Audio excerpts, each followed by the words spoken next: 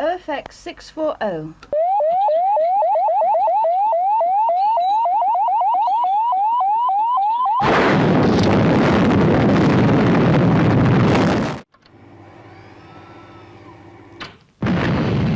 They made Thunderbird 2 fly and gave power to tiny explosions. They also made this world of miniatures real. These evocative sounds were as integral a part of the action as Derek Meddings's dynamic designs. Some sound effects were bought in from companies such as the BBC, but others were produced specially for AP Films and its sister company, Sound Effects Limited, run by Gerry Anderson, David Elliott, Bert Bates and Peter Hanford.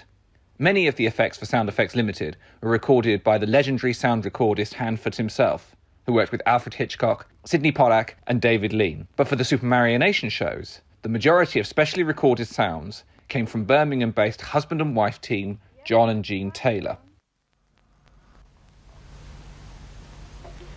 You all set in there, Jean? Okay, all set whenever you like. Right, standing by. Go ahead. Running.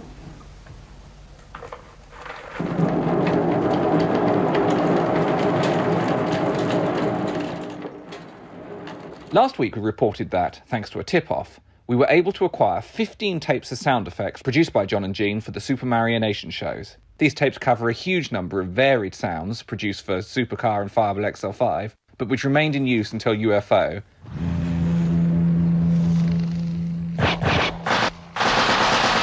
And even found lives in other shows.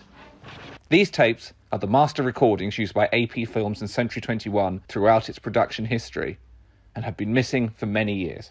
Upon receipt of these boxes, we noted that, although the contents of each tape had been listed meticulously on the inside, the names of various musicians had been scrawled onto the outside. This therefore presented us with the immediate prospect that the sound effects listed no longer existed. That they had been recorded over decades ago by the likes of Chris Christopherson and Top of the Pops. We've now had the chance to mount a preliminary investigation and discover that in the 15 boxes there are 3 types of recording. Type 1, sound effects which remain because the tape was never reused. OFX 310.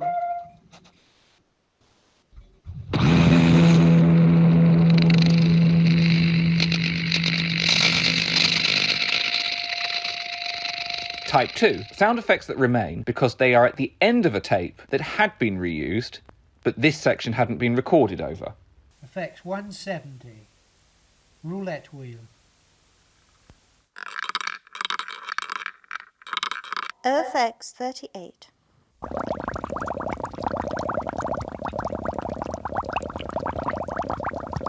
And type 3, the oddest of all. The tape has been recorded over at a speed of 3 3/4 inches per second, but has left the original sound effects recording, done at 15 inches per second, intact. So if you've ever wanted to hear what Gilbert O'Sullivan sounds like being run over by a supercar, then today's your lucky day. Unless you're Gilbert O'Sullivan, of course.